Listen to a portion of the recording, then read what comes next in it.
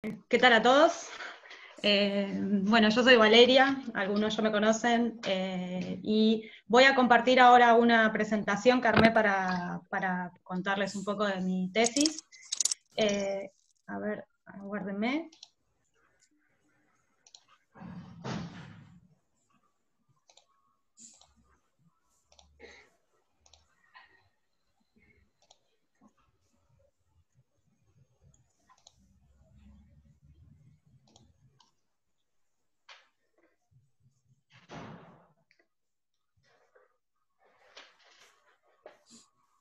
¿Se ve?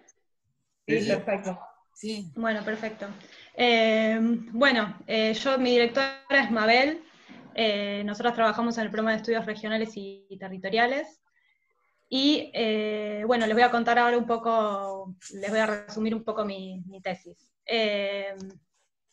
Básicamente nosotros en el PERT, o ya desde hace muchos años, yo me integré hace 5 o 6 años al grupo, venimos trabajando con distintas cuestiones relacionadas con políticas de desarrollo rural, y en los últimos años, en particular los últimos 10 años, en Argentina surgió con mucha fuerza la categoría de agricultura familiar, particularmente ligada a un rol protagónico y estratégico para fortalecer y garantizar la seguridad y soberanía alimentaria. Es un poco en ese contexto que se dan diversos debates a nivel mundial sobre, particularmente luego de la crisis alimentaria de 2007 y 2008, distintos debates que lo empiezan a posicionar como con un rol protagonista respecto a la producción de alimentos. En Argentina en particular surge un poco impulsada a través del Mercosur. En Argentina, si bien se conocía la categoría de agricultura familiar, no se utilizaba específicamente para definir al sujeto agrario que, digamos, que es a la explotación, que la lleva adelante particularmente una familia y a lo sumo contratan pocos trabajadores eventualmente. Bien impulsada por el lado del Mercosur en 2003 a partir de la reunión especializada para la agricultura familiar, a partir del 2003-2004, y empieza a haber distintas políticas de institucionalización de la agricultura familiar. En Argentina otro hito clave, que es realmente donde empiezan a aparecer como a fuerza las instituciones específicas, es a partir del 2008 con el conflicto con el campo, que básicamente, y para resumir, lo que de alguna forma sucedió es que se rompió cierta alianza que había entre el gobierno de Cristina Fernández de Kirchner en ese momento con sectores del campo más ligados a la exportación de commodities. Y es un poco en ese contexto que empiezan a aparecer como fuerza distintas instituciones para atender a la agricultura familiar, y en particular en el discurso se hacía hincapié en su rol para fortalecer o garantizar la seguridad y soberanía alimentaria de la población.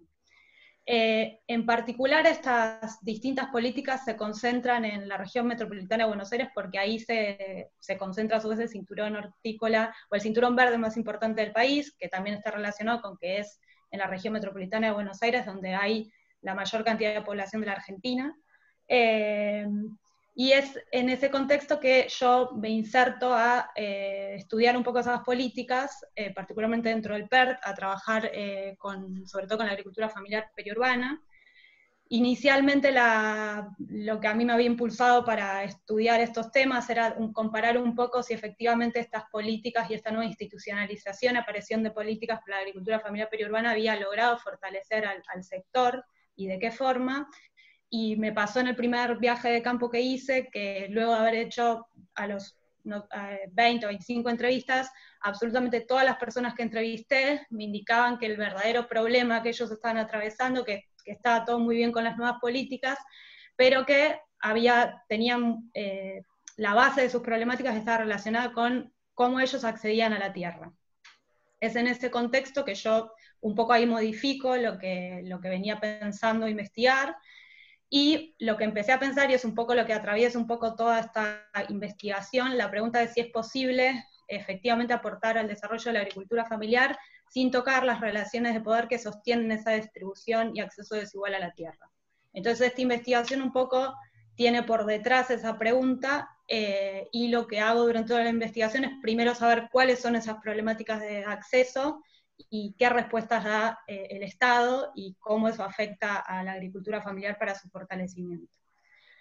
Los objetivos de la investigación son aportar al conocimiento de la relación entre territorio y Estado a través del análisis de la política pública y de las transformaciones territoriales asociadas al acceso a tierra y la agricultura familiar, y los objetivos específicos en particular es identificar y analizar la política pública, reconociendo la interacción entre el accionar de actores estatales y no estatales en torno a la cuestión, digamos, del acceso a tierra y la agricultura familiar, y por otro lado, identificar y analizar las transformaciones territoriales que resultan de esa política. Estos objetivos se van a concretar a través de justamente del estudio de caso, que es un conflicto por el uso y la propiedad de la tierra en Abasto, en el Partido de La Plata, en Argentina. Las hipótesis de la investigación, yo desplegué 4 pequeñas hipótesis, que primero es que el accionar de la agricultura familiar en zonas periurbanas se caracteriza por ser fragmentario y heterogéneo, que por otra parte el accionar de los actores que entran en competencia con la agricultura familiar por la tierra tienen tendencias a estar mejor organizados y a actuar de forma más unificada. Por otra parte, las modalidades de mediación del Estado respecto a esa cuestión suelen ser medidas específicas que surgen para tapar conflictos, pero no para resolver la cuestión del acceso a tierra a la agricultura familiar, y las transformaciones territoriales asociadas a esa cuestión también se expresan mediante un fortalecimiento de actores que lo que hace es expandir un tipo de uso que va en detrimento del uso productivo, que es el que sostiene la agricultura familiar. Todo esto en territorios específicamente periurbanos y obviamente en mi caso, ¿no? La estructura de la investigación y también lo que va a ser un poco de la presentación, yo separé la tesis en 3 partes, una que es el marco teórico-metodológico, una segunda parte donde contextualicé la cuestión, y la tercera parte, que es la del estudio de caso. Yo le voy a dar especial énfasis en esta presentación al estudio de caso, y el contexto quizás menos, porque si no, digamos, tuve que acortar y elegir a qué darle mayor relevancia. Respecto al marco teórico-metodológico, yo, digamos, avanzo en la investigación inicialmente con estos 2 conceptos de que tienen un nivel de abstracción muy alto, que es el concepto de territorio y de Estado. Respecto al territorio, nosotros tomamos una definición de López de Sousa, que es un espacio definido y limitado por y a partir de relaciones de poder. A mí esta definición lo que me permite es pensar al territorio a partir de la puja entre distintas fuerzas sociales, que básicamente esta puja entre fuerzas sociales se expresa a través de diversas estrategias para controlar, ocupar e influir el espacio, que para mí ese es el concepto de territorialidades, que es el concepto con el que finalmente yo utilizo para analizar luego el caso. Y al Estado yo lo entiendo, por un lado, como una condensación de fuerzas sociales, que es un concepto que es, digamos, es la definición que utiliza Pulanzas, pero también yo retomo aportes de lo que es el debate alemán de la derivación, que lo que plantea es que el Estado tiene un rol mediador entre clases antagónicas que no es neutral en definitiva, y eso tiene que ver con que, desde esta perspectiva, el origen del Estado está asociado a la decisión entre clases que caracteriza el capitalismo. En ese sentido, a mí me parece importante comentar, digamos, que para mí este rol no neutral del Estado solo se puede ver en grandes procesos sociales. En el día a día, la realidad es que la mediación del Estado se desenvuelve en un contexto de constante puja y lucha de clases que es difícil verlo en el corto plazo, pero cuando uno ve grandes procesos históricos quizás logra ver esta tendencia, digamos, del Estado a, en definitiva, reproducir constantemente las condiciones en las cuales se desenvuelven estas 2 clases. De todas formas, lo que a mí me interesa, y por eso tomé estos conceptos, tanto de territorio y de Estado, es que para mí ni Estado ni territorio deben ser percibidos como entes inmóviles o monolíticos, sino como campos que están constantemente en disputa. Después yo utilicé estos otros conceptos, que es política pública y transformaciones territoriales, para bajar un poco el nivel de abstracción de estos 2 conceptos. El de política pública lo tomo desde una perspectiva ya, digamos, bastante clásica, que son 2 autores bastante conocidos acá en Argentina, que son Oslak y O'Donnell, que lo que plantean es que la política pública es un conjunto de respuestas por acción u omisión, que lo que permiten es interpretar la toma de posición del Estado respecto a una temática que problematiza a la sociedad, ¿no?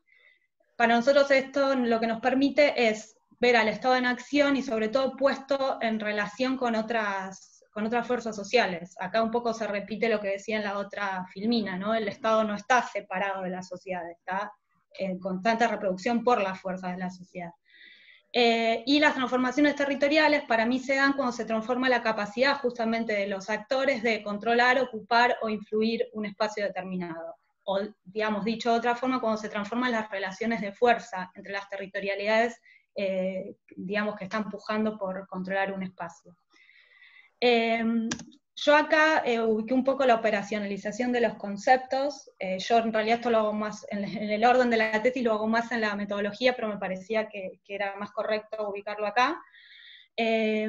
Básicamente, yo la política pública no la veo como, para mí no es igual a institución o a institucionalización. Hay muchos procesos de política pública que no devienen en transformaciones del aparato estatal, que es un poco lo que me pasa a mí en mi caso con la cuestión del acceso a tierra, porque no hubo transformaciones en el aparato estatal, digamos, no hubo específicamente leyes o un ministerio, hubo algunas transformaciones pequeñas, pero no una institución específica o alguna ley. Entonces, básicamente yo para poder observar la política pública respecto a este tema, en mi caso, lo que hice fue observar por un lado el accionar no estatal, que es el que posiciona la cuestión socialmente problematizada, o el que la problematiza, y luego cuáles fueron las respuestas del Estado, ¿no? Que partiendo de que yo considero que es un mediador, las respuestas del Estado lo que tratan es mediar en el conflicto o en la cuestión.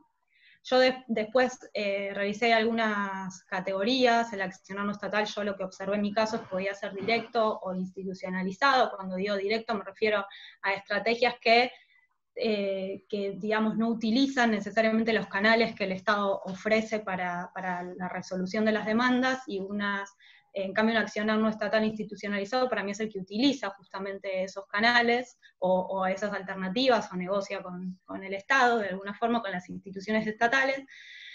Y el accionar estatal para mí puede ser represivo, es decir, que reprime directamente las demandas, cooptativo, que trata de integrarlas o apoyándolas o viendo la forma de resarcir a los actores para integrarlos. Y omisión es porque hay veces que el accionar no estatal no es lo suficientemente fuerte y el Estado puede simplemente no dar respuesta a ciertas demandas y seguir adelante, digamos. Respecto a las transformaciones territoriales, yo lo que analizo son las transformaciones territoriales que se dan a partir de la mediación estatal. Y para mí, lo que al menos observé en mi caso, que esto seguramente va a quedar mejor explicado cuando cuente el caso, a partir de la mediación estatal, las territorialidades fueron viabilizadas, es decir, que terminan ejerciendo y ocupando y controlando el espacio.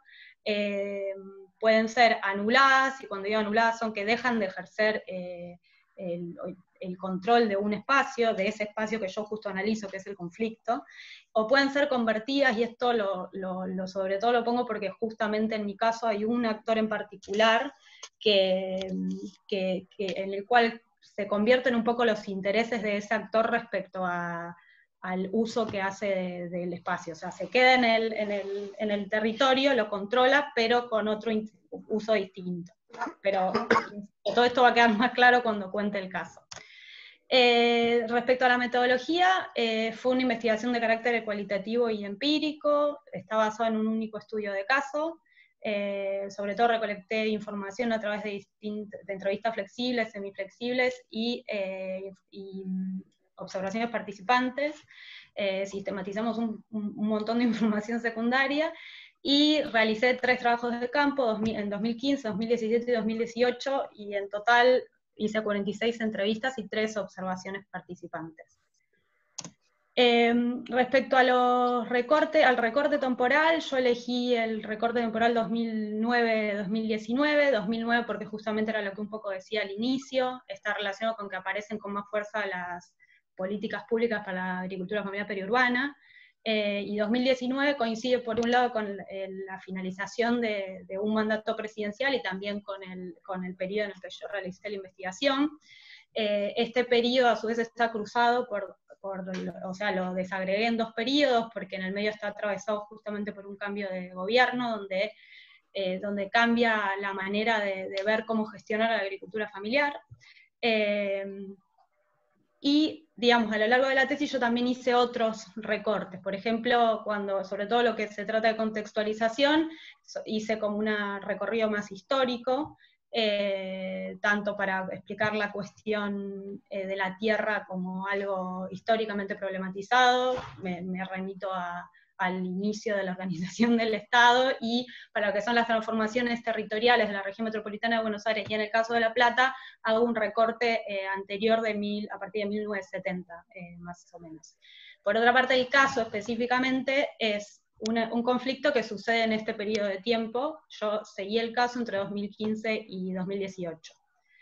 Respecto al recorte espacial, yo hice una selección de 2 escalas, un primer recorte de la región metropolitana de Buenos Aires, que fueron sobre todo los viajes exploratorios, yo los hice a ese nivel, para ver cuáles eran las principales problemáticas lógicas, dinámicas, que entraban en contradicción con la agricultura familiar o en competencia, y dentro de ese recorte de la región metropolitana de Buenos Aires yo seleccioné, un poco guiándome por las entrevistas con los actores, hacia el cinturón hortícola La Plata y en la zona sur de la región metropolitana de Buenos Aires, donde está el grueso de la producción hortícola, que se caracteriza porque el actor que lo lleva adelante es la agricultura familiar. Entonces había mayoritaria presencia de agricultura familiar y de organizaciones de la agricultura familiar.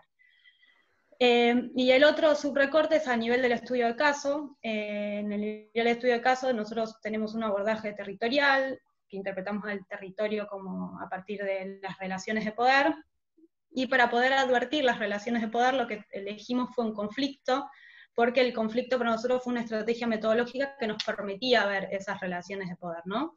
El estudio en conflicto sirve porque a partir de las manifestaciones de ese conflicto, lo que se permite ver son las estrategias, las acciones de los distintos actores que nos permiten a nosotros como observadores analizarlas, digamos, de alguna forma. Bueno, respecto al contexto, que es a nivel de la región metropolitana de Buenos Aires, yo acá tuve que reducir mucho y simplificar, pero bueno, a mí lo que me interesa primero es destacar que la agricultura familiar en la región metropolitana de Buenos Aires, y en particular con esta mirada que yo poso sobre zona sur de alguna forma, se destaca por la producción de alimentos frescos y en particular por la horticultura.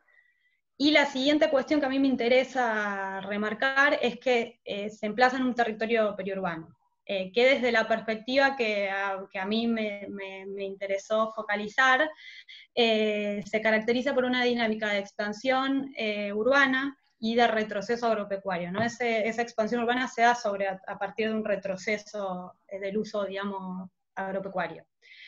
Desde la perspectiva el acceso y distribución de la tierra se encuentra entonces tensionado por las actividades que principalmente encarnan esa expansión urbana en la región metropolitana de Buenos Aires, y que entran en competencia por la tierra con la agricultura familiar, y también se encuentra afectado por la modalidad del acceso a tierra que tiene la agricultura familiar, ¿no? Respecto a la expansión urbana, centralmente en la región metropolitana, la encarnan actores con una lógica residencial. Yo, a partir de 1970, en la región metropolitana de Buenos Aires, 1970, 1976, hay una serie de transformaciones en general, socioeconómicas, a nivel mundial, a nivel nacional también, que lo que generan son una serie de regulación, de nuevas regulaciones en el uso también del suelo, y en la provincia de Buenos Aires, en realidad en la provincia de Buenos Aires, no en todo el país, esto se ve a través del surgimiento de 2 fenómenos relacionados con la expansión residencial, que están protagonizados por dos actores con muchas diferencias sociales entre sí, que básicamente es el surgimiento de las urbanizaciones cerradas o countries, acá, con mucha fuerza a partir, en especial de la década de los 90, y de los asentamientos populares informales, que son básicamente las villas y asentamientos, ¿no? Es justamente la expansión de estos dos fenómenos como digo, con muchas diferencias entre sí de quienes protagonizan estos fenómenos, que la agricultura familiar entra un poco en competencia. Por otra parte, la agricultura familiar en la región metropolitana de Buenos Aires, en especial, accede a la tierra a través del arrendamiento, es la principal modalidad de acceso a tierra en la actualidad, y eso genera una serie de problemáticas que yo más adelante voy a especificar para el caso del cinturón hortícola platense, digamos, características, cosas que afectan a la agricultura familiar que están asociadas a este tipo de acceso a la tierra. Otra cosa que me parece interesante para remarcar del contexto es que es un poco lo que inicialmente comenté, y también en la metodología. Estamos digamos, el estudio se realizó en un momento donde la agricultura familiar empieza a tomar visibilidad y donde hay un montón de instituciones dedicadas a la agricultura familiar. Yo acá hago un análisis en la tesis mucho más profundo, pero bueno, estos son los dos subperíodos que yo analicé. En el 2009 y 2015 hay un montón de instituciones, hay ejes de intervención en lo productivo, una tendencia a organizar a los productores, hay propuestas comerciales alternativas, y hay un foco de integralidad, digamos, al productor no se lo ve solo desde lo técnico, sino se ve su calidad de vida, el acceso a la salud y un montón de cosas. Después del 2016, con el nuevo gobierno, cambia esa lógica, empieza a trabajar más una lógica asistencialista, muchos de los programas que atendían la agricultura familiar se trasladan a la esfera del Ministerio de Desarrollo Social, pero todo esto se da en paralelo con una mayor relevancia y fortaleza de las organizaciones del sector, que a partir de 2016 empiezan a aparecer un montón en la escena pública, con los verdurazos y con toda una serie de cosas, con lo cual es algo que de alguna manera al menos organiza un poco a la agricultura familiar, digamos, estos avances sobre las políticas.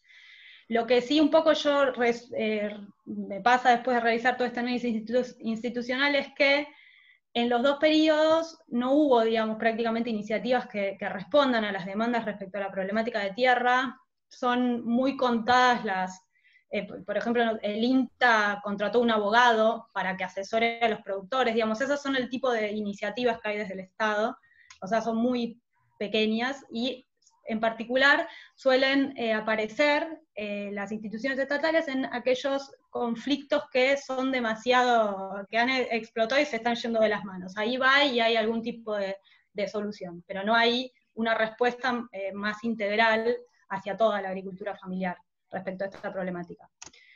Digamos, en este contexto donde surge mi estudio de caso, que es el conflicto por la tierra de abasto. Yo lo analicé entre 2015 y 2018. Yo dividí, digamos, esta parte en otras tres partes, que uno es un poco la contextualización, otro es la descripción, y finalmente es el análisis.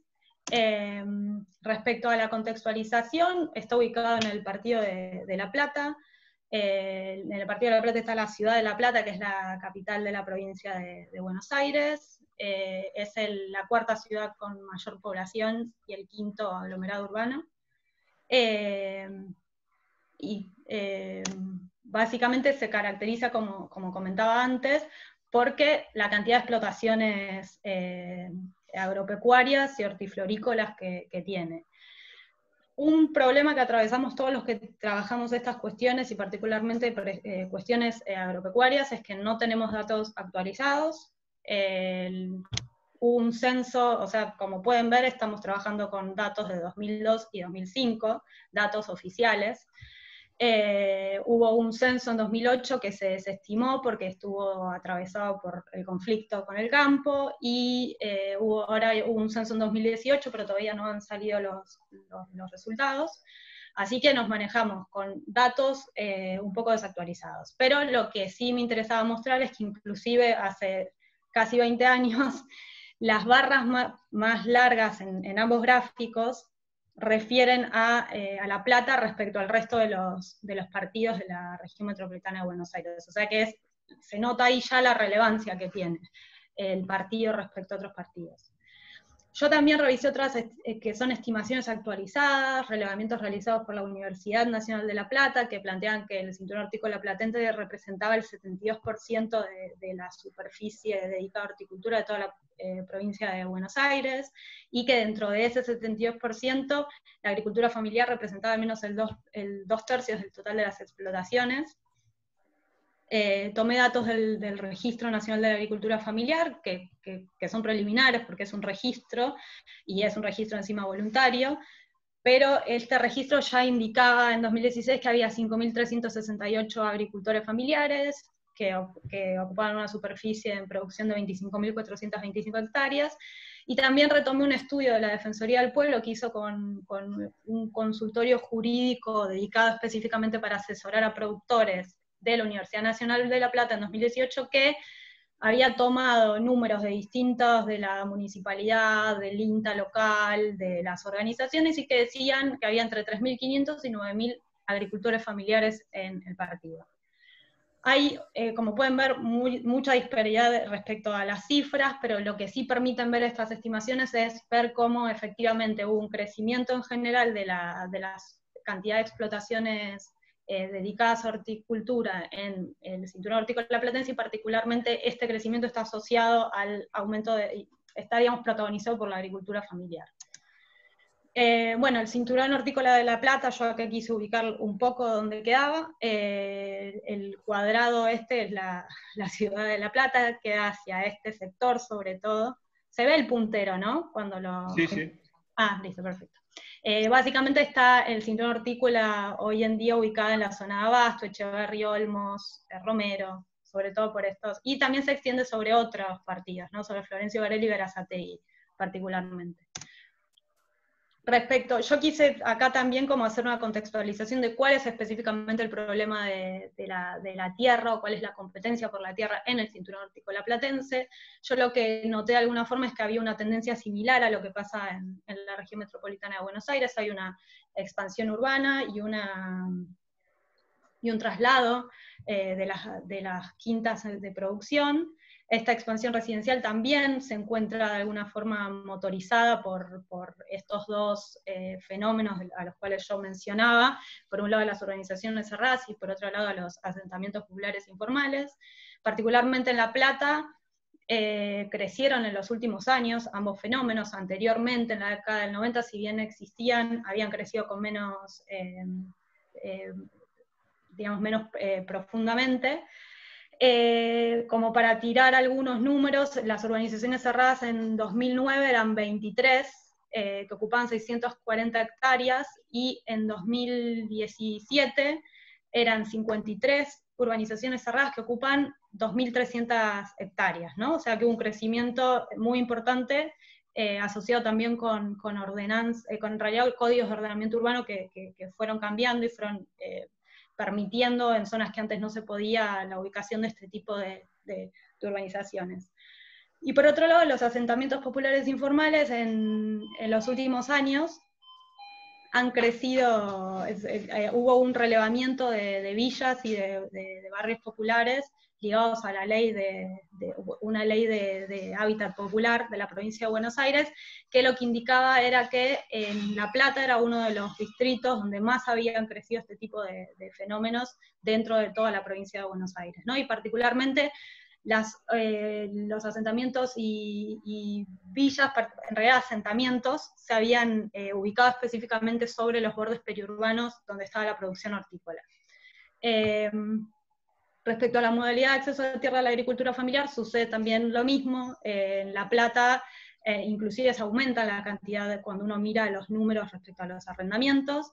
En el Censo Nacional Agropecuario era la segunda forma de tenencia. En el Censo Hortiflorícola de Buenos Aires, que es el otro número oficial que tenemos, el arrendamiento era la primera forma de tenencia. el Registro Nacional de Agricultura Familiar en 2016 indicaba lo mismo, y si uno miraba también respecto a la otra forma como la mediería, alcanzaban más del 60% de los casos los productores que accedían de esta forma, y la propiedad recién alcanzaba un cuarto lugar con menos del 8% de los casos, o 8%, 7%. Y respecto a las entrevistas de campo surge lo mismo: el arrendamiento, la mediería, la parcería en menor medida eran las principales formas en las cuales los agricultores familiares acceden a la tierra en La Plata. Esto lo que genera, esta forma de acceso a la tierra a través del arrendamiento, centralmente, lo que genera es, en primer lugar, las inmobiliarias locales tienen un rol principal, muy importante en el cinturón hortícola platense, gestionan y administran cerca del 70% de las tierras para producción, y lo hacen incumpliendo la ley, en parte incumpliendo la ley de arrendamiento de las parcerías rurales, y a su vez tienen como ciertas especificidades respecto a su aplicación. Respecto al incumplimiento, no se cumplen los plazos mínimos indicados por ley, que es de 3 años, normalmente los contratos son por 2 años, y suelen, si les aumentan de golpe el precio del alquiler, de golpe se tienen que ir los productores, incluyen cláusulas indexatorias para cambiar el precio del valor del coso en el medio, y a su vez también generan gastos de contratos superiores al 4%, que no está permitido por ley. Respecto a la forma de aplicación, suelen registrarse un solo titular en los contratos, que esto normalmente los agricultores familiares se caracterizan por ser más de una familia la que lo alquila, entonces esto genera problemas entre los titulares, en realidad los que alquilan. No se reconocen las mejoras. En realidad, en general no se permiten nuevas construcciones, y como está realizado sobre quintas subdivididas irregularmente, normalmente no tienen construcciones las porciones de tierra que se alquilan. Entonces, no se permite que los productores realicen nuevas construcciones, y cuando hacen nuevas inversiones no se las reconocen. A su vez también tienen poco margen obviamente de negociación los productores con las inmobiliarias o con los dueños.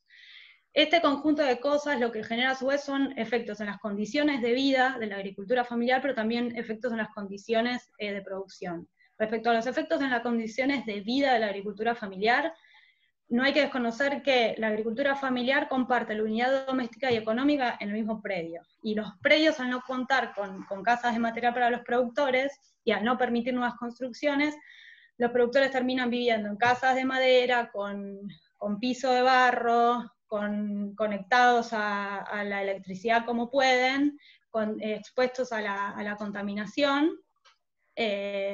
lo cual obviamente genera grandes problemáticas en las condiciones de vida, y por otra parte genera efectos en las condiciones de producción, porque al no tener expectativa de que se van a quedar no saben cuánto tiempo van a estar en la tierra, ello genera que para todo lo que son modalidades tipo agroecológicas, que uno necesita tiempo para preparar la tierra para esa nueva forma de producción, esta falta de estabilidad les desmotiva ese tipo de formas de producir. Entonces yo básicamente lo resumí acá con una frase que me dijo una de las personas que entrevisté, que básicamente el problema con la tierra lo que hace es que los sistemas no sean tan fácilmente mejorables y que la calidad de vida sea bochornosamente baja. Bueno, este es en este contexto que sucede el caso que yo analizo. Como habrán leído, se trata de un conflicto por el uso y propiedad de la tierra. Es un conflicto entre centralmente lo que yo llamé vecinos urbanos sin tierra, agricultores familiares y una inmobiliaria. Los vecinos urbanos sin tierra, para que digamos quede claro, en este caso están asociados a los fenómenos de expansión residencial de tipo asentamientos populares informales, porque muchas veces se ha analizado la tensión sobre todo con las urbanizaciones cerradas, pero en este caso son ligados a este tipo de expansión residencial. y básicamente lo que sucede es que un grupo de, digamos, es un predio de 56 hectáreas, hay alquilando alrededor de 30 productores esa tierra, y en una parte especial, específica, que ahora yo les voy a mostrar en un mapa, un grupo de vecinos que, digamos, tienen problemáticas digamos, problemáticas de vivienda y de hábitat, deciden ocupar el espacio que estaba en producción por parte de este grupo de productores. Digamos, el predio estaba en control de una inmobiliaria que decía ser la dueña y que la alquilaba a distintos productores hacía como 10 años. Empieza a surgir en el barrio el rumor de que la inmobiliaria no tenía los papeles para dar cuenta de esta titularidad de la tierra, y es así que en este sector del predio en particular, las que están en amarillo, ingresa una toma, ingresan vecinos a tomar ese predio. La inmobiliaria realiza una denuncia. Antes yo voy a tratar de explicar por arriba, es un conflicto muy complejo, me costó mucho explicarlo en la tesis y no quiero, voy a estar toda la tarde sino explicándolo, así que voy a tratar de decir los puntos más importantes, pero bueno, me parece importante al menos contar para que se entienda bien qué actores había y luego el análisis. Bueno, la inmobiliaria realiza una denuncia a los vecinos que habían ocupado y son desalojados, tanto los vecinos que habían ocupado como este grupo de productores.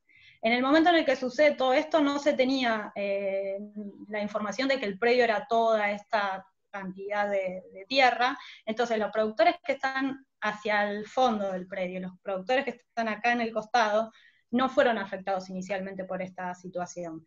Entonces, cuando se desaloja este grupo de productores y se desaloja a los que habían ocupado. El caso toma mucha relevancia a nivel mediático, en un contexto donde estábamos en plena campaña electoral por las elecciones de 2005, que se renovaban todos los cargos, digamos, a distintos niveles. Y es en ese contexto que finalmente se decide expropiar el predio, y esta expropiación sale con uso exclusivo para vivienda, es decir, se termina validando de alguna forma la ocupación de estos vecinos, que son los que son beneficiarios de esa expropiación, ¿no? En la misma ley de expropiación dice que es para ellos, para realizar un barrio para las personas que habían tomado. Obviamente estos productores se van, pierden todo lo que tenían y todas las inversiones que habían hecho, se van a pesar de que intentan imponer medidas para que digamos, se haga lugar a su situación, no hay ninguna respuesta por parte del Estado. Y lo que es llamativo es que cuando se promulga finalmente la ley de expropiación, porque la ley de expropiación sale a partir en la legislatura provincial, cuando se promulga la ley de expropiación sale acompañada de la ordenanza municipal, donde se transforman, digamos, donde se adecúan los usos de suelo dependiendo de la expropiación, y llama la atención que sale todo este sector para uso residencial y la zona que está en celeste sale el cambio de uso es para un uso intensivo, rural intensivo, que es el utilizado para horticultura, digamos. Entonces, digamos, en esta primera etapa del conflicto, lo que sucede es que, voy a avanzar un poquito para mostrarles este otro mapa, es que se les da finalmente la adjudicación de los lotes a todos los, digamos, los vecinos que habían ocupado, que son cerca de... Inicialmente eran menos, pero actualmente son 1000 familias, que empiezan a construir y avanzar en el barrio, en la urbanización del barrio, y estos productores quedan en una situación que tienen la ordenanza que les permite sostenerse ahí, porque el barrio no puede avanzar sobre esta zona, pero obviamente en una situación medio inestable. Entonces, este grupo de productores lo que decide hacer es organizarse primero inicialmente informalmente, después ellos conforman una asociación civil, empiezan a generar distintas relaciones con las organizaciones de barrio, de donación de alimentos, y empiezan tratativas con las instituciones estatales, particularmente con la Subsecretaría de Tierras, para lograr un comodato, para tener algún tipo de estabilidad en la tenencia de la tierra. En paralelo, el grupo que estaba en esta zona, por detrás, para retirarse, lo que negocian, tanto con la Subsecretaría de Tierras Provincial como con los vecinos, es irse, pero a cambio de tener un lote dentro del nuevo barrio, un lote en propiedad dentro del nuevo barrio. Es ahí que se retiran y que digamos, el barrio avanza sobre esta zona. Básicamente en la primera etapa del conflicto que yo comenté, que es entre 2015 y 2016, es en un muy corto plazo, que hay un montón suceden un montón de cosas. En esta segunda etapa no hay un conflicto abierto como en el primero, que fue un conflicto violento, un desalojo, pero sí hay el avance de la urbanización y distintas estrategias esgrimidas por los actores para tratar de sostenerse ocupando, digamos, ese predio. Lo que sucede en 2018, que es el último año que yo pude seguir el caso, digamos, sobre todo para esta investigación, es como las tareas de urbanización del nuevo barrio no avanzaban, había sectores del barrio que estaban muy poblados, sobre todo el sector delantero y el que está, digamos, en paralelo a este otro barrio, que son las casitas acá, pero este sector no tenía forma de acceder ni siquiera informalmente a los distintos servicios, ni al agua, ni a la electricidad, ni ningún otro servicio. Entonces, en esta zona del predio, otro grupo de vecinos nuevo, también con problemáticas para acceder a viviendas, porque es una problemática acuciante en toda la Argentina, pero particularmente en la región metropolitana de Buenos Aires, ocupan toda esta zona del predio. Este grupo de vecinos que tenían los papeles, o sea, estos lotes están asignados a personas específicas, no tenían la propiedad de la tierra, pero sí tienen como una preadjudicación, logran que se los desalojen, y cuando este grupo de productores son desalojados, van a esta zona productiva, a la zona productiva, y lo que reclaman al Estado es que los productores sean desalojados y que se haga valer la ley de expropiación, que dice que todo ese predio es para uso para uso residencial. Y este grupo de productores que estaban en tratativas para el comodato, no tenían todavía el comodato, hacen una denuncia igual y se hace lugar al pedido de desalojo, y este grupo de nuevos vecinos, a partir de ahí, lo que están reclamando, al menos hasta el año pasado, era que se desaloje a los productores para que ellos puedan acceder a un lote. Y ahí hubo como cierta puja entre si era más importante la producción de alimentos, si es más importante tierra para vivienda para sectores populares, digamos, ahí cerró un poco mi investigación en ese momento.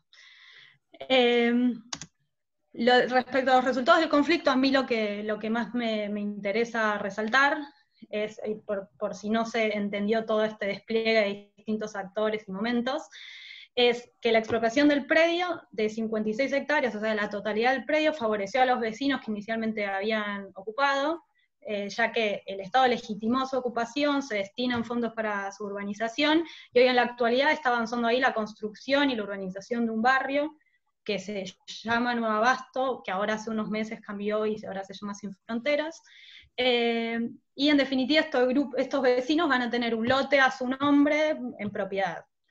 En paralelo, este caso también favoreció, perjudicó, no termino porque es medio ambiguo lo que pienso al respecto, a un grupo de 11 familias productoras de la agricultura familiar que pudieron sostenerse desde el inicio del conflicto. Ese grupo de productores está en esas 15 hectáreas del costado, el grupo que está, digamos, en celeste, gracias a esa ordenanza de uso de suelo. Digamos, ellos inicialmente, como positivo, dejaron de pagar un arrendamiento a la inmobiliaria, entonces ellos actualmente no están con ese peso, pero por otra parte no tienen ningún tipo de papel que valide, digamos, entonces su tenencia sigue siendo un poco inestable. Pero inclusive la tenencia que le ofrece el Estado, a diferencia de la tenencia, de la forma de tenencia que le ofreció a los vecinos, que fue la propiedad de la tierra, a estos vecinos lo que se les ofrece es un comodato. De entre 5 y 10 años se estaba negociando, pero bueno, en definitiva en 5 o 10 años estos productores nuevamente vuelven a no saber a dónde van a ir, si el Estado les va a renovar el comodato. En línea general yo creo que han mejorado sus condiciones de acceso a tierra, en términos relativos, pero sigue siendo en un marco de inestabilidad en el medio de las lógicas de expansión urbana que caracterizan, digamos, al periurbano, de especulación y las distintas cuestiones que más o menos conocemos. Respecto al análisis del caso, yo como acá retomo un poco la operacionalización de los conceptos que había comentado al principio. Yo analizo por un lado el accionar no estatal, a partir del cual surge la cuestión, a partir de la categoría de cuando es directo, cuando es institucional o utiliza canales institucionales.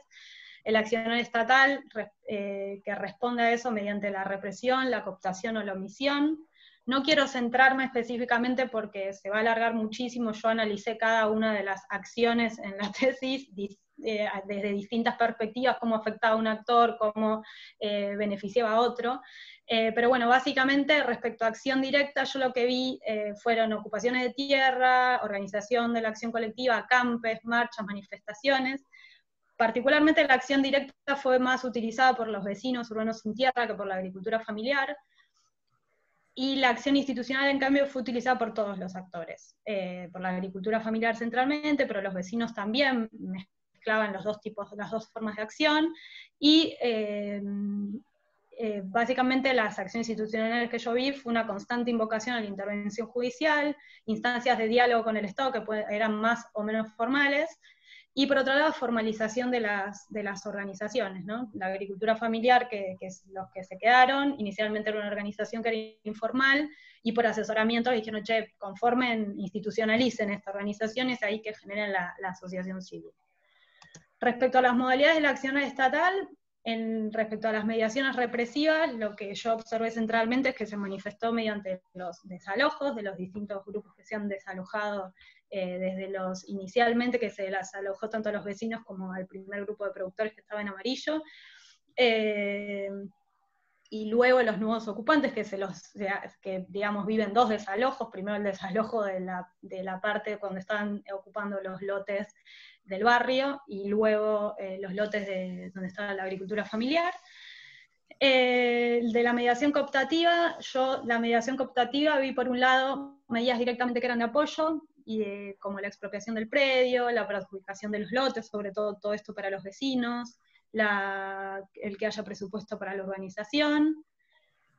En menor medida, una medida de apoyo fue esa ordenanza que favoreció ese grupo de productores, y otra forma de mediación cooptativa fue, para mí, la canalización o el desplazamiento de los intereses, que si bien no fue directamente una medida de apoyo, es una forma de resarcir a los actores. Y esto pasó porque, por ejemplo, la inmobiliaria recibió una indemnización luego de la expropiación, y por ejemplo el grupo de agricultores familiares que estaban en naranja hacia el fondo del predio, les quitan, digamos, el terreno, las quintas donde ellos trabajaron, pero a cambio se les da un lote en propiedad, digamos, dentro del barrio. Otra forma de mediación que yo observé también es a través de la omisión, que esto sucede con el grupo de productores que están en amarillo adelante de todo en el mapa, que esos productores no se les hace ningún tipo de resarcimiento, simplemente se van, y también sucede una mediación por omisión para mí a partir de este grupo de vecinos, los últimos que ocupan, a los cuales no se les dio ninguna respuesta por parte del Estado, simplemente se los desalojó. Respecto a las transformaciones territoriales, o las transformaciones de las territorialidades a partir de este proceso,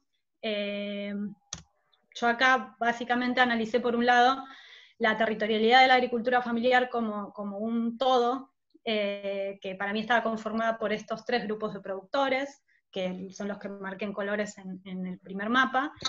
En este caso, por la mediación estatal, la territorialidad por un lado hubo un grupo que fue legitimado y habilitado, que son los que se pudieron quedar. Por otro lado, una territorialidad que fue directamente anulada, que es el primer grupo que se va directamente que digamos deja de controlar y de influir ese espacio, se va. y el último grupo de agricultores familiares que mencioné, que eran los que estaban en naranja, que lo que hay es una especie de transformación de los intereses que ellos manifestaban, ¿no? Pasaron de sostener un uso productivo a sostener actualmente uno residencial y formando parte del barrio. Lo que yo considero es que la territorialidad de la agricultura familiar fue obviamente transformada en este territorio y en estos diversos sentidos, pero que retrocedió obviamente frente al uso residencial encarnado por estos vecinos urbanos sin tierra, y el Estado intervino solo particularizando y mejorando las condiciones, y mejorando en el sentido ambiguo que expliqué antes, de este grupo que logró quedarse, pero sin terminar de darle digamos, papeles que le permitan sostener esa tenencia con algún nivel de estabilidad. Respecto a la territorialidad de los vecinos sin tierra, de este grupo de vecinos ligados a estos fenómenos de ocupaciones para conseguir tierra para construir sus viviendas, también yo retomé, para mí estaba la presencia de estos dos grupos. Por un lado, el primer grupo es un grupo que fue constantemente su territorialidad viabilizada y legitimada, y apoyado sus reclamos y sus demandas, con más o menos, digamos, dificultad, porque se movilizaron un montón y constantemente a la Subsecretaría de Tierras de la Plata para sostener, digamos, y para seguir, y para que el Estado les cumpla con lo que se había comprometido. Y son, digamos, los actores más beneficiados para mí de este conflicto, entonces su territorialidad logró desplegarse.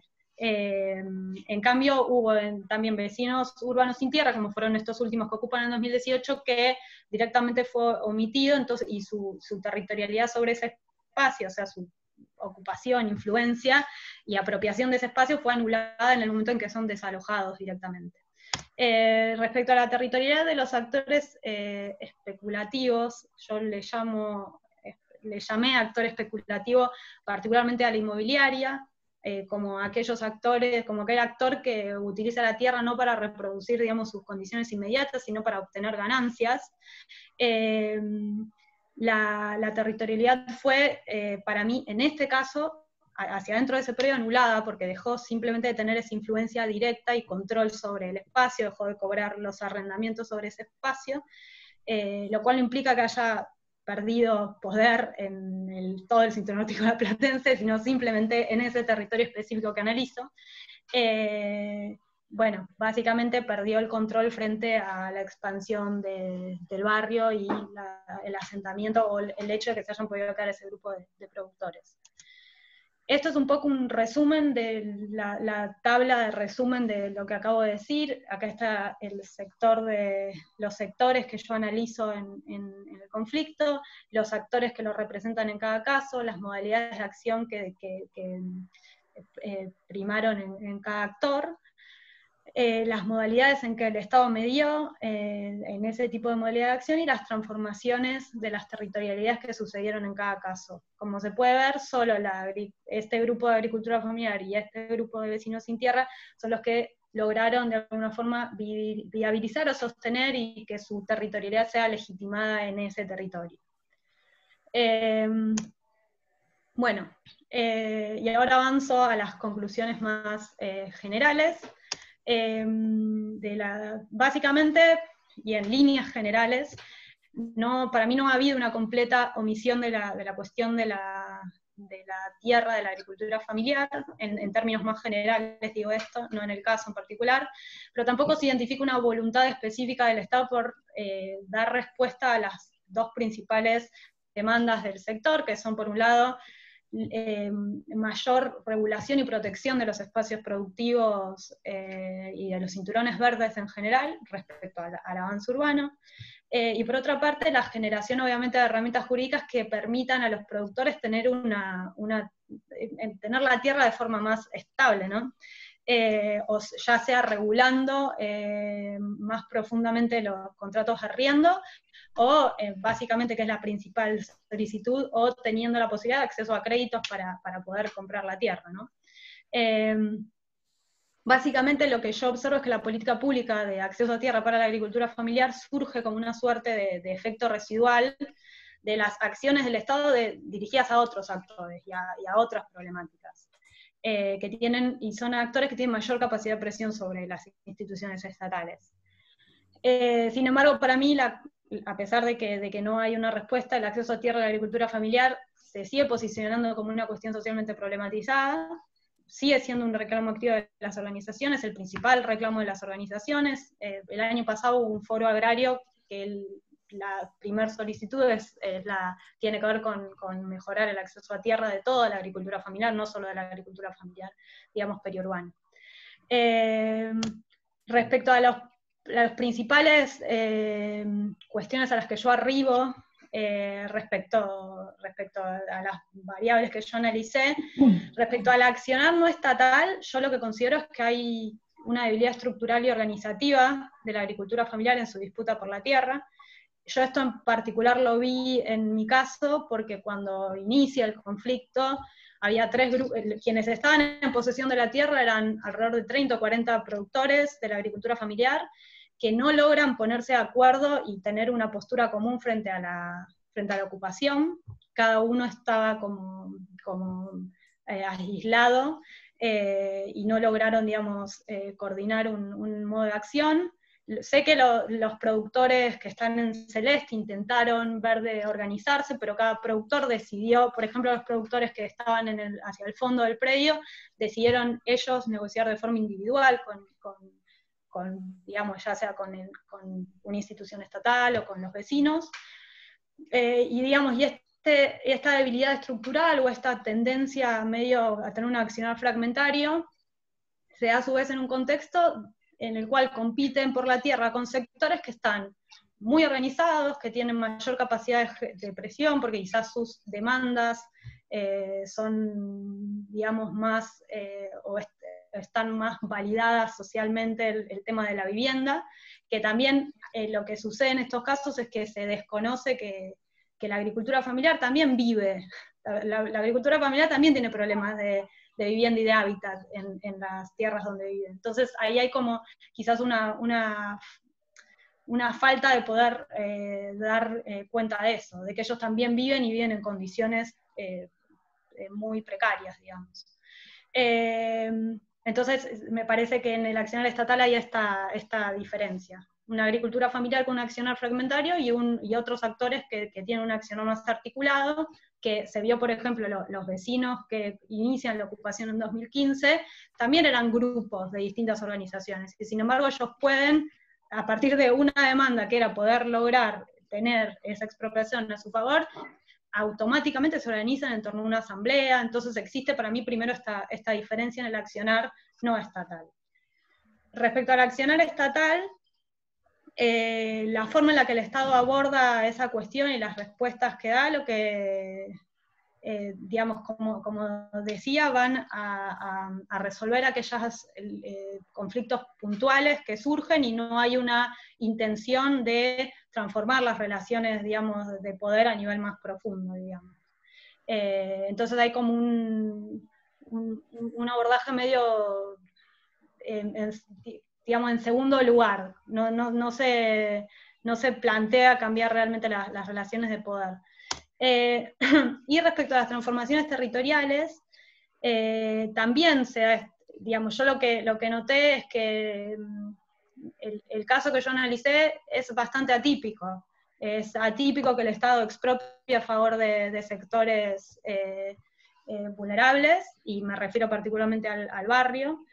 Y esas transformaciones territoriales se ven solo en esa escala acotada del conflicto que yo analicé. Digamos, la viabilización justamente de la territorialidad de actores que históricamente son relegados frente a un actor con gran poder como es la inmobiliaria. Que así todo, si bien se vio relegada en términos al control sobre ese espacio, ha sido indemnizada, habrá comprado otras tierras y sigue operando, digamos, en esos territorios. Entonces yo lo que observo es que el uso productivo y residencial, digamos, que yo le agrego el uso productivo y residencial a la agricultura familiar porque usan para las dos cosas la tierra,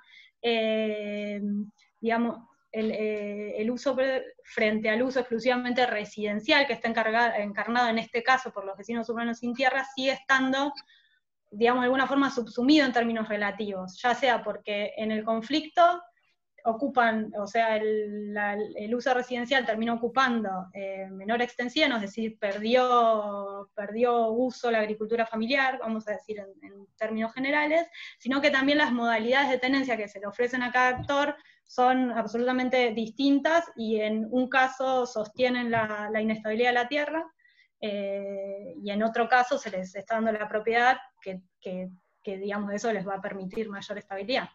Y digamos, finalmente lo que yo considero es que, digamos, las tendencias que generan inestabilidad y desplazamiento de la agricultura familiar siguen operando en territorios periurbanos. O sea, no se ha transformado la situación de ese grupito de agricultores familiares que se pudieron quedar en la tierra, y que no le pagan más un arrendamiento a la inmobiliaria en esas condiciones específicas que yo comenté, pero siguen los actores especulativos, sobre todo, las inmobiliarias, siguen poniendo en juego sus recursos de poder, sus contactos locales, el hecho de que tienen la propiedad de la tierra, que manejan la gestión de la tierra, y eso afecta el despliegue de las territorialidades también de los actores hacia adentro del predio, de alguna forma. Solo comento esto y ya doy por finalizado, porque creo que me repasé de tiempo, pero por ejemplo, lo que sucedió con el grupo de productores que estaban inicialmente en los que primero se van, que en el mapa que yo les mostré estaban en amarillo, ese grupo de productores, como tenían contratos activos con la inmobiliaria, y inicialmente se había empezado la toma sobre su sector, lo único que podía hacer ese grupo de productores cuando se retiró era iniciarle acciones a la inmobiliaria para que se cumpla el contrato y les paguen una indemnización inmobiliaria. Este grupo de productores desiste de hacer ningún tipo de iniciativa a la inmobiliaria, porque estos productores luego tenían que ir, se iban a arrendar a otro lugar, que también era la misma inmobiliaria con la que tenían que lidiar, con lo cual la inmobiliaria perdió poder en ese territorio, pero a los actores que forman parte de estas dinámicas de expansión y retracción siguen afectando las mismas relaciones de poder. Pero bueno, me voy a callar, ya terminé. Muchas gracias por escucharme. Bien. Bueno, gracias a vos. ¿Querés sacar el PowerPoint? Digo, así nos... Sí, dale, ahí lo saco. Ahí está. Bueno, gracias, Valeria.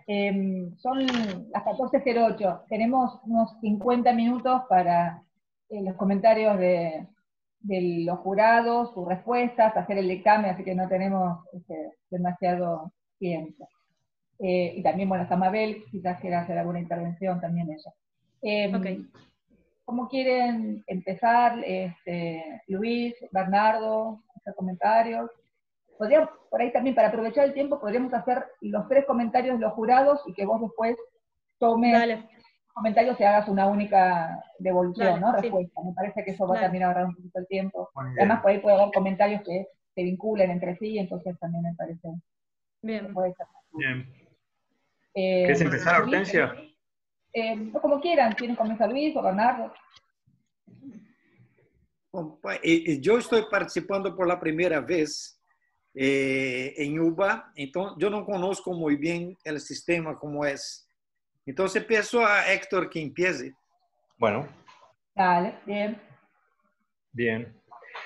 Bueno, Valeria, viendo en conjunto la lectura de la tesis y esta exposición, no con un término muy académico, pero a mí me gustó mucho. Me gustó mucho la tesis.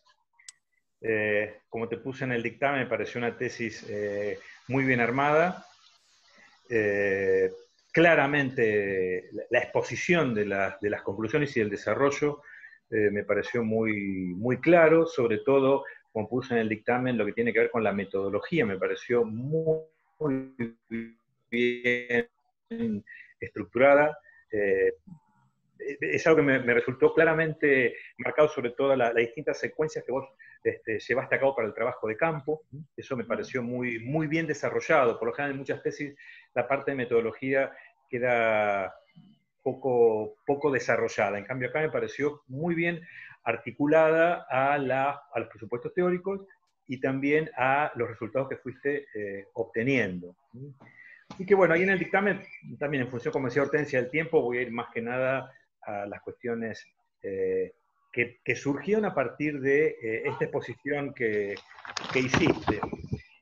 Por un lado, de la tesis, a mí lo que me quedó en duda, bueno, no sé si en duda, pero como que me hizo un poquito de ruido el concepto de equilibrio. Es decir, en varias partes va apareciendo las relaciones de fuerzas y el tema del equilibrio. Entonces, en los estudios territoriales, quizá uno está más acostumbrado al concepto de desigualdad, al concepto, ¿no?, de desigualdad territorial, y ahí lo que me interesaba ver era la manera con la cual, si vos pudiste indagar en particular, la manera en la cual las consecuencias de las transformaciones políticas que se dieron en esa área repercutieron en actores que tienen escalas más amplias de acción. Es decir, muchos de la clasificación de actores que vos tomás entre actores del Estado por un lado y actores privados, ¿no?, sean productores hortícolas o agricultura familiar, hay en lo que uno puede ir viendo, ¿no es cierto?, en este tipo de cuestiones, una zona un poco ambigua en la cual van apareciendo las acciones de los militantes políticos, de los partidos, en los cuales la acumulación de poder no solo se da entre los actores que están en ese sitio o en esa situación, en ese conflicto, sino que repercute hacia estructuras mayores. Sea un referente político que quiere acumular poder en función de su disputa que se va dando en una cuestión que es a una escala mucho mayor. En la región de Gran La Plata esto se puede visualizar bastante, es decir que las cuestiones que terminan en función de alianzas, resoluciones, decisiones sobre territorios particulares como este que voy a mencionar, están fuertemente atadas a disputas mucho más amplias, de territorios mucho más amplios, y de actores en los cuales ahí tenés una cuestión en la cual lo público y lo privado, lo estatal y lo comunitario, tiene una zona medio ambigua. La pregunta es si vos encontraste una manera de clasificarlo, cómo en esta clasificación en la cual vos fuiste marcando al sector estatal y al sector privado, lo podés ir ubicando. Por ejemplo, me pareció interesante cuando vos señalás el consultorio jurídico de la Facultad de Derecho, o algunas acciones del INTA. Entonces, estas acciones, en la clasificación que vos hacías en cuanto a la política pública, ¿son acciones de cooptación? ¿A vos te parece que estos actores, como pueden tener, cómo puede llevar a cabo la universidad, y porque no solo a través del consultorio jurídico, sino que hay otros ámbitos en los cuales estos actores participan, como el Consejo Social, son acciones de cooptación? En el último cuadro vos ponías cooptación junto con apoyo. Entonces, yo lo que te digo es si toda acción de apoyo que pueda generarse de parte de actores políticos de una institución como la universidad implica necesariamente una cooptación. Bueno, básicamente por el tiempo es eso, pero te reitero, me pareció clarísimo y espero que este trabajo que vos has realizado se publique pronto como para poder dárselo a los alumnos, porque es muy claro, muy nítido, es un estudio territorial, aparte de la exposición con la cual lo hiciste, en este contexto en el cual es una cuestión virtual, me pareció clarísima, nítida, así que te felicito. Muchas gracias. Bien. ¿Quieren que siga y cierra Bernardo entonces? Bien. Bueno, coincido en gran medida con lo que plantea Luis y también de retomar alguna cuestión que él venía planteando. Bueno, en principio también te felicito, digo, es una muy buena tesis, también en el dictamen lo comenté. Creo que hay dos cuestiones que hacen a la calidad de la tesis. Bueno, una, obviamente, en términos de pertinencia, de relevancia, ¿no? Digo, el tema que estás trabajando es un tema sustantivo, ¿no? Digo, en respecto del caso y respecto de las miradas que estás colocando, ¿no? Esto de mirar cómo el acceso a la tierra se construye como cuestión pública, ¿no? Y ahí termina medianamente ingresando en la agenda estatal. Más ampliamente, el debate en torno a la soberanía alimentaria, la agricultura familiar y la función de la tierra respecto de estos proyectos. Y después, en términos también teóricos, esa lectura que haces sobre la construcción de la política pública mediada por actores estatales, no estatales, me parece que también contribuye a la relevancia de los resultados y a la pertinencia, ¿no? También coincido en que es muy interesante la construcción del objeto de conocimiento que haces, ¿no? Es una tesis que tiene una gran consistencia teórico-metodológica, hay una alta consistencia entre el planteo del problema, los objetivos, el diseño teórico-metodológico que das y los resultados a los que llegas, y eso se expresa tanto en la estructura como en el relato, y tanto en la tesis escrita como en la exposición oral, ¿no? Hay allí, digo, cuando hay una buena construcción del objeto, eso termina plasmándose en la estructura, ¿no? Y además muy bien escrita, que también refuerza la calidad de la tesis. Así que eso en principio para destacar. Después, en términos de comentarios, observaciones, cuestiones a charlar, algunas que planteé en en el dictamen de la tesis, te planteé una respecto al Estado, otra sobre territorio. Voy a tomar la última cuestión, porque también tenemos poco tiempo.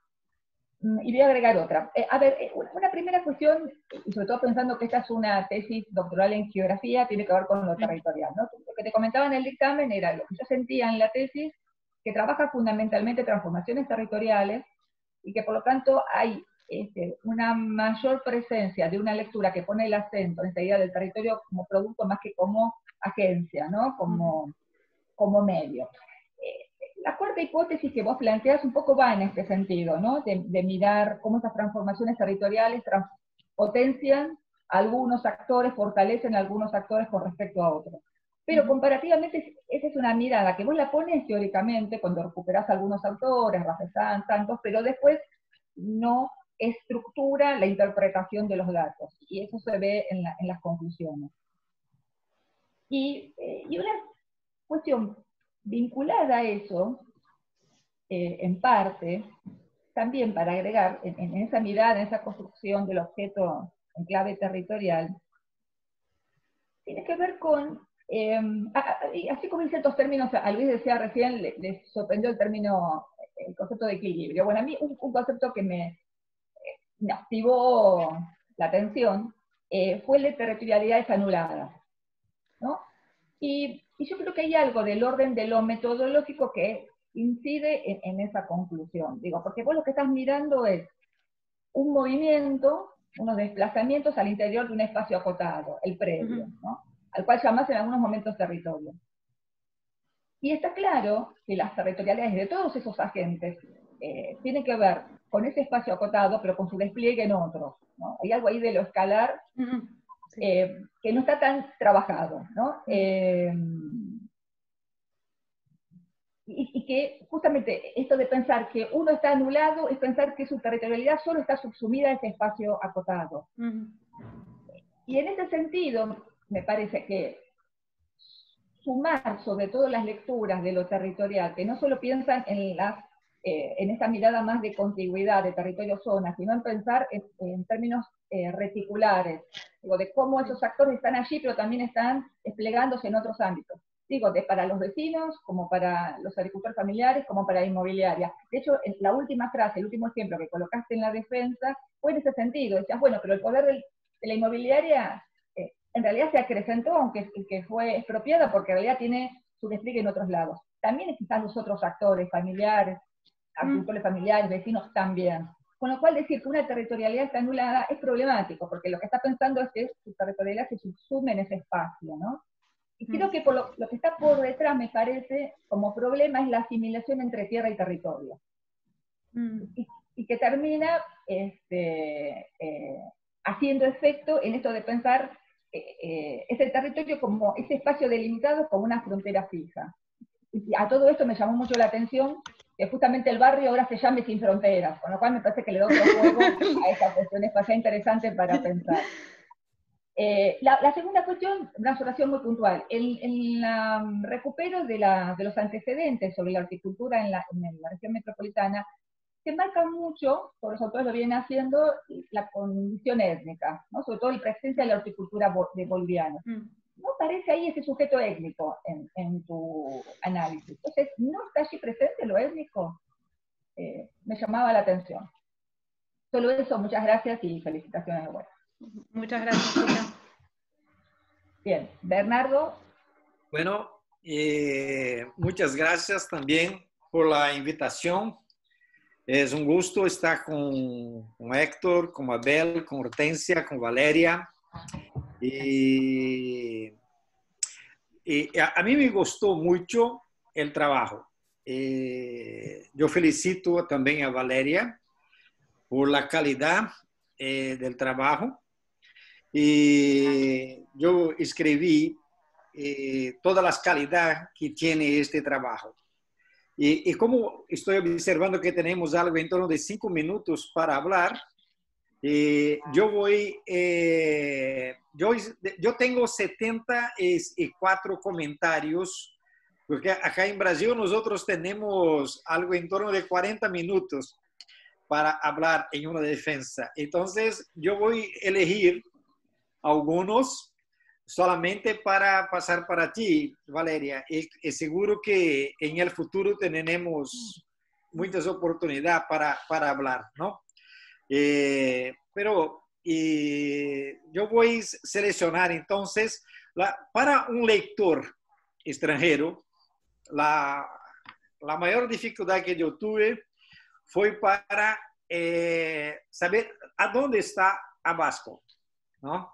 Entonces yo pensé, si ustedes pusieran, el primer mapa de Abasco está en la página 161, ¿no? Entonces yo fui procurar en Google Maps para saber a dónde están los estudios, la área, los territorios, ¿no?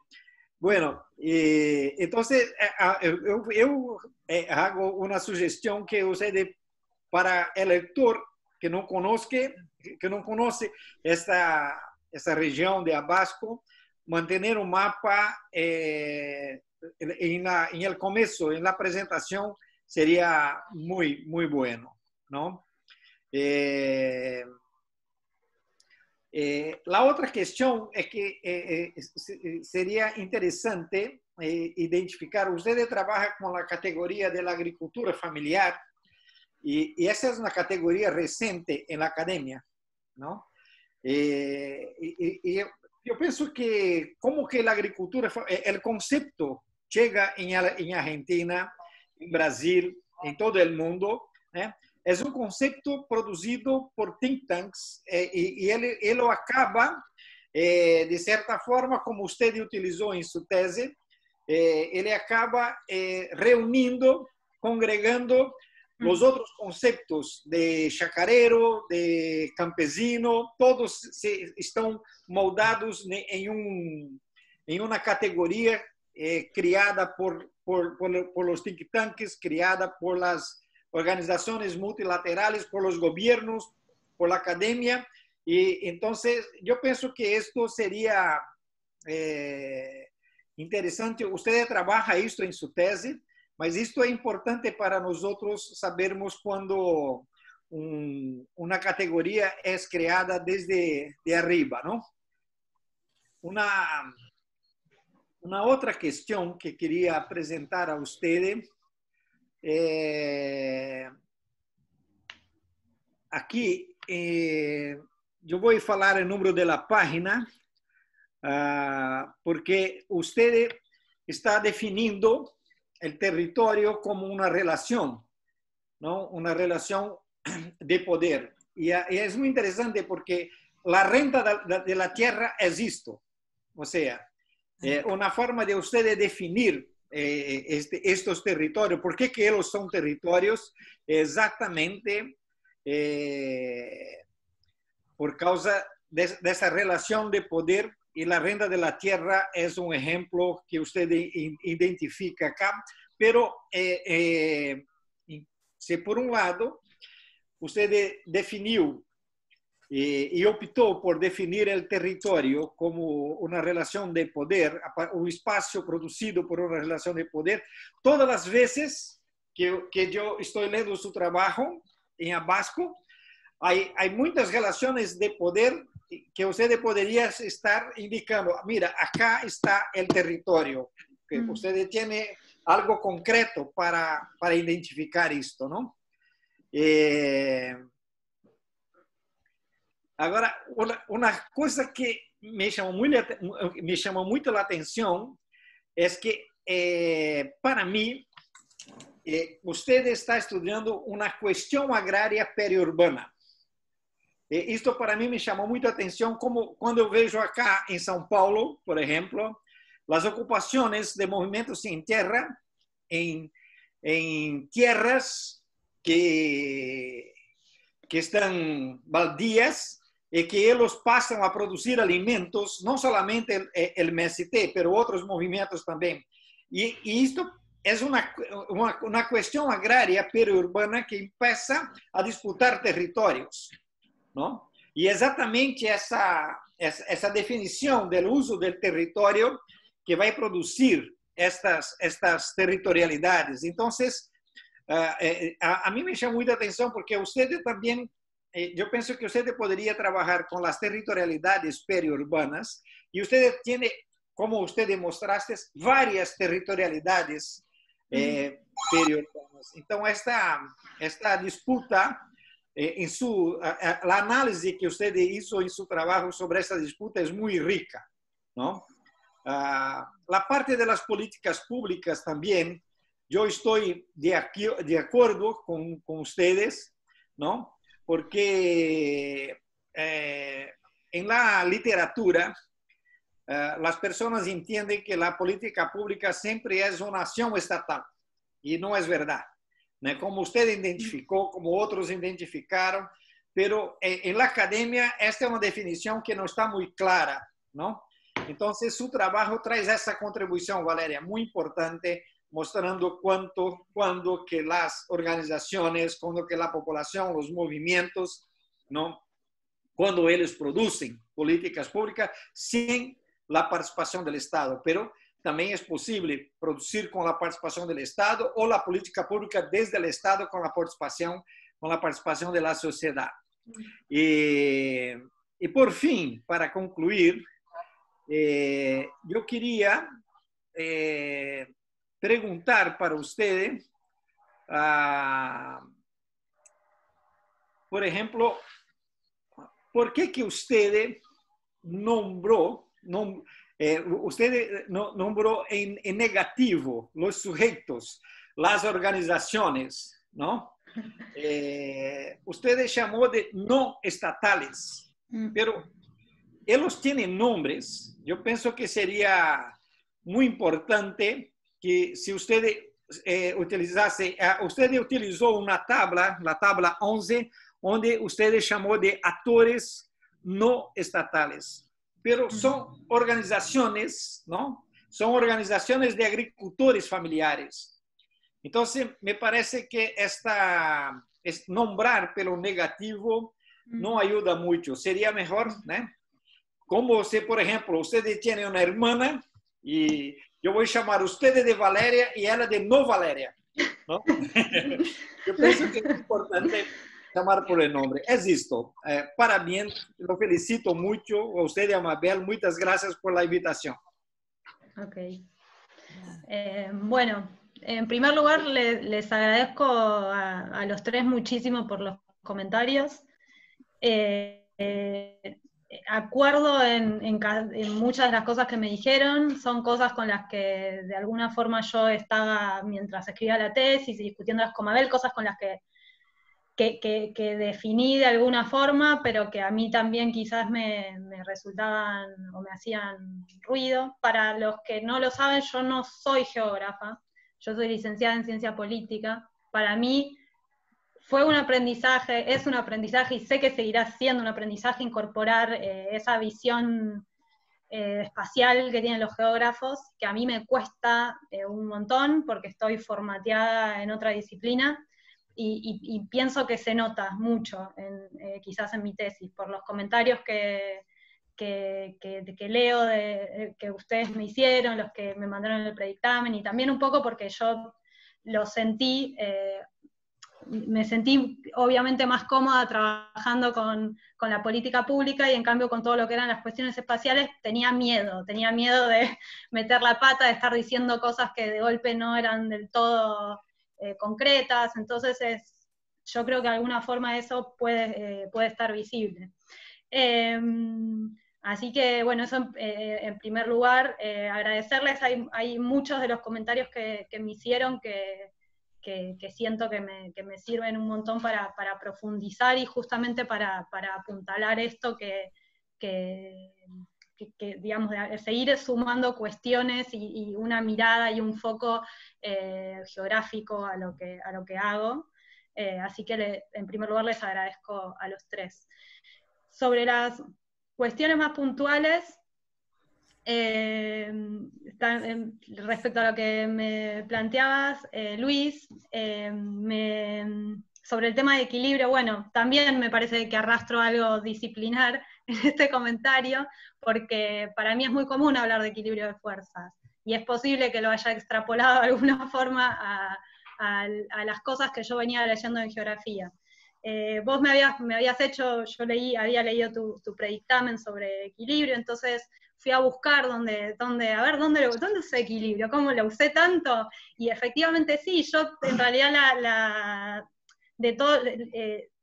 leí un montonazo sobre periurbano, un montón, leí todo lo que existe sobre periurbano, y un poco me terminé quedando con la idea de que, bueno, en definitiva, se construye en cada territorio concreto en el equilibrio de la fuerza de estos tres tipos de territorialidades periurbanas que yo encontré. En ese sentido lo entendí, pero ese equilibrio es un desequilibrio, en verdad, nunca es un equilibrio. Sino, bueno, por eso fue que es más una cuestión, me lo quedé pensando después de leer tu predictamen, y sí, me parece que es un equilibrio que está atravesado por desigualdades, no es un equilibrio equiparado para todas las partes de igual forma.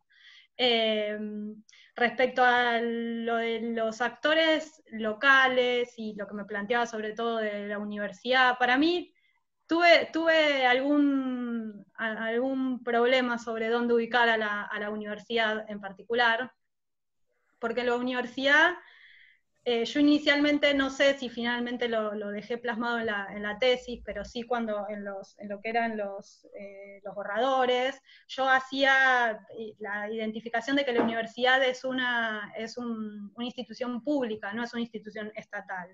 Y es una institución pública porque es de interés público, pero no es directamente un organismo estatal. Es un ente autárquico y, bueno, y todas las características que nosotros sabemos que tiene la universidad, pero yo, digamos, coincido con esta mirada en general de que las instituciones estatales, en definitiva, quienes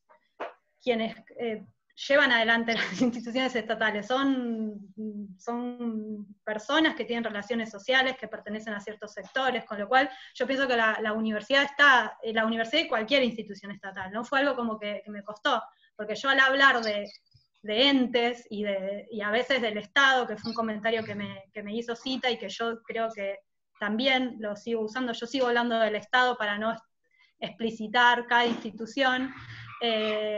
Yo creo que en realidad el Estado está atravesado por los sectores, por las relaciones sociales, por los intereses de las personas que llevan adelante digamos, ese accionar estatal, de alguna forma.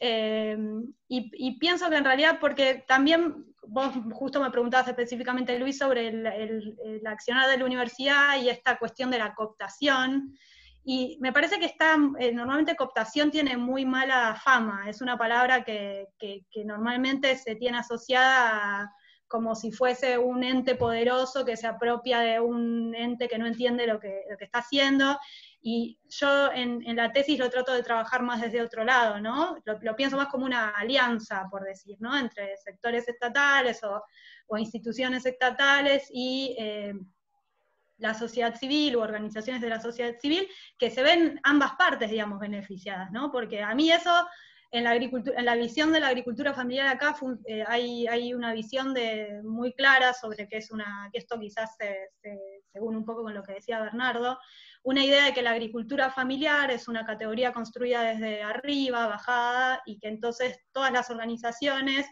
con tal de recibir ayuda estatal, todos se hacen agricultores familiares, como si fuesen las organizaciones, totalmente ilusos, que no están ahí también negociando y que no se ven beneficiadas por esas negociaciones.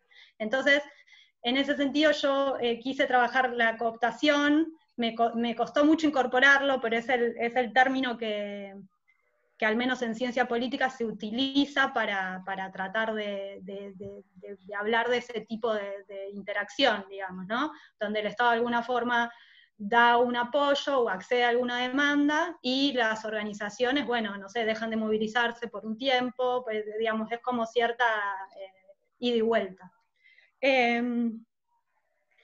Respecto a lo de territorialidad anulada, me ha traído muchas polémicas, Tita, así que me parece que lo voy a tener que rever, ¿sí?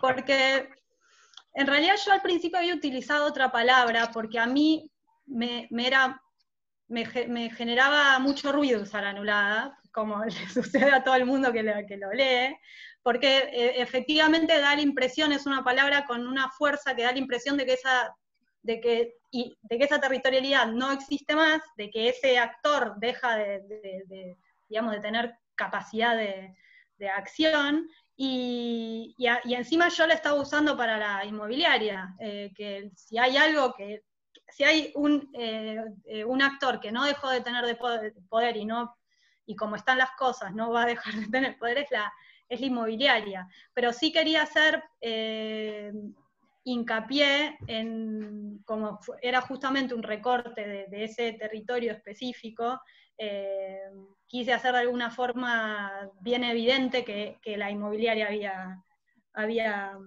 digamos, dejado de tener capacidad y control sobre ese territorio. Pero bueno, de todas formas, me quedo sobre todo con... A mí tanto los comentarios de Luis como de Cita respecto al tema de la escalaridad, a mí es algo que yo siento que sí, que es algo que yo tengo que profundizar, que profundizaré sobre en otros trabajos, pero es algo que yo en algún momento me di cuenta que era algo sobre lo que podía expandir la investigación, y que ya no me quedaba espacio, tiempo ni lugar para hacerlo. Pero yo también, cuando la leía, me parecía que se podía, digamos, profundizar quizás las explicaciones, sobre todo en la explicación territorial, y sobre lo que decís, Cita, en particular, sobre lo que el territorio aparece como un ente pasivo.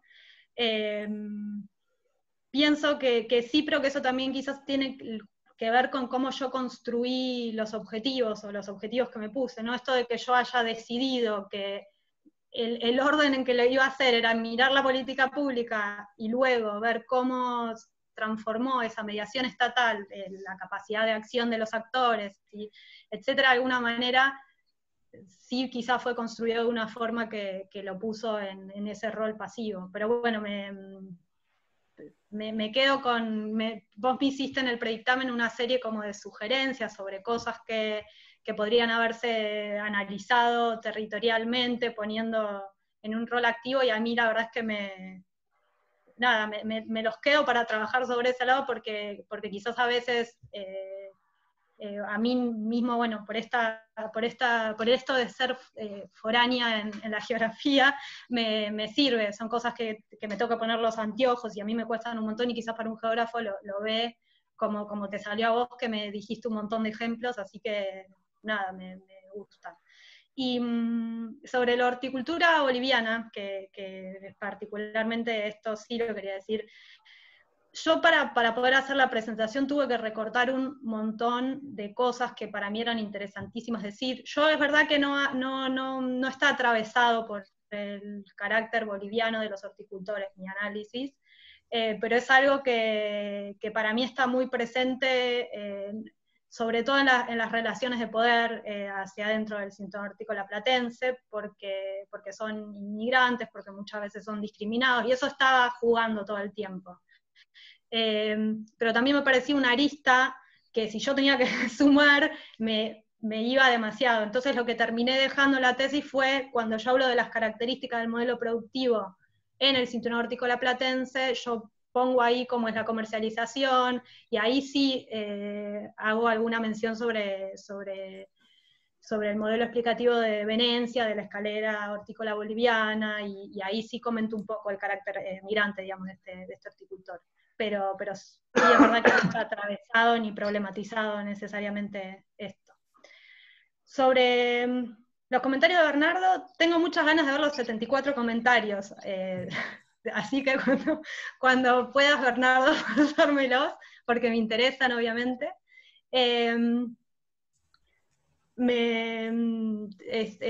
Lo del mapa no lo había pensado, lo que decís de que aparece el primer mapa de Abasto, y bueno, lo voy a tener en cuenta, porque es otra cosa que no, la verdad es que ni pensé que no había iniciado planteando un mapa de dónde quedaba el conflicto.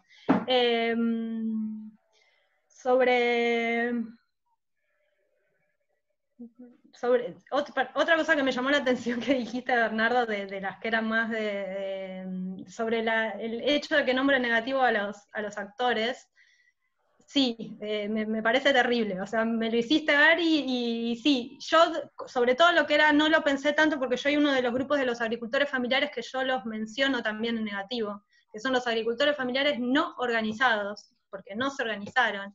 Y un poco lo que me pasó, sobre todo con los actores estatales y no estatales, es que me generaban muchos problemas teóricos poner actores de la sociedad civil, tenía que ahí introducir otro concepto, o poner organizaciones, tenía que introducir otro concepto. Entonces, como yo más o menos quería manejarme con el concepto de Estado, de política pública, de territorio, terminé decidiendo una cosa medio dicotómica, porque también a su vez hay muchas discusiones sobre qué actor no es el Estado y el Estado sí, entonces fue una decisión más que nada en ese sentido metodológica, de no sumar más conceptos. Sobre la categoría de agricultura familiar, bueno, es un poco lo que me surgió hablando cuando comenté lo que había dicho Luis. Sí, acá es una categoría como que primero es muy heterogénea, Yo trabajo, que como bien marcaste, lo trabajo sobre la categoría de agricultura familiar, una parte al principio en el capítulo 2, y es una categoría compleja, difícil, pero acá nosotros la tomamos como una categoría que surge de arriba. Yo pienso que hoy en día está más apropiada por parte de las organizaciones, tiene otro sentido, pero inicialmente, desde que surge por esta reunión especializada de la agricultura familiar en Brasil, en realidad en el Mercosur, pero un poco por impulso de Brasil, digamos, hubo un montón, o sea, atravesó un periodo donde en realidad eran organizaciones campesinas, bueno, lo que un poco mencionabas. Pero bueno, para mí, lo que más me interesaba marcar sobre esto de la categoría es que el hecho de que sea una categoría construida desde arriba, o alguna forma bajada a partir de la política pública, digamos, los que sean agricultores familiares reciben política pública, los que no, hay un registro, bueno, todo lo que implica, sí me parece importante de que, digamos, resaltar que es también una categoría en algún punto en disputa, como todas las categorías. agricultores familiares que hoy en día se hacen como agricultores familiares o se dicen que son agricultores familiares, digamos, también están dándole otro color al concepto. Y para mí tiene la fuerza esa categoría de que reúne a un montón de sujetos que antes se categorizaban en otras categorías y se creían que eran distintos. Hoy en día están, aunque sea bajo esa misma, se consideran todos agricultores familiares. Y para mí, al menos en el periurbano, que es lo que yo conozco,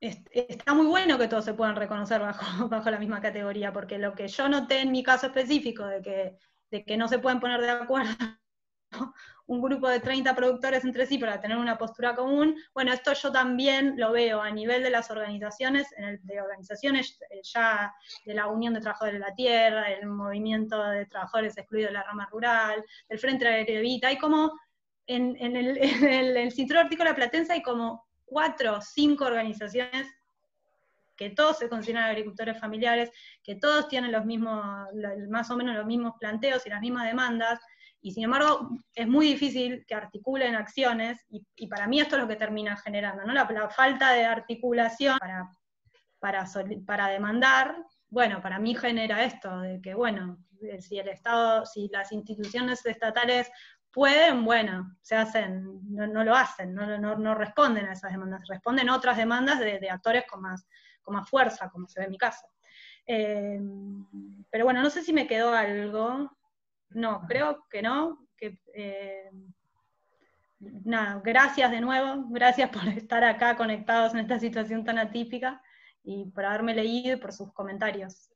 Por supuesto me gustaría, cuando esto vuelva a la normalidad, encontrarme con cada uno y poder, porque me imagino que deben haber visto 1000 cosas. Me dicen estas, me hicieron el predictamen, pero a mí me sirve un montón que los 3 son geógrafos y que yo estoy tratando de incorporar esta mirada, así que me encantaría, si todos quieren. Bueno. Gracias, Valeria, fue un placer. Nos está corriendo el tiempo, tenemos que cerrar a las 3, faltan menos de 15 minutos. Le podemos llamar a Esteban para que nos indique sobre la elaboración del dictamen, ahí le estoy escribiendo. Dale. Bueno. Y entonces creo que él te va... sí, él me pone en espera y después... Claro, ¿no? Ahí le avisé, pero bueno. Listo. A ver.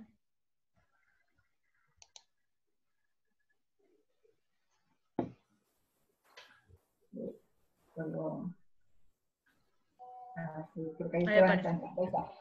Hola. ¿Cómo anduvo todo? Muy bien. Bueno, me alegra.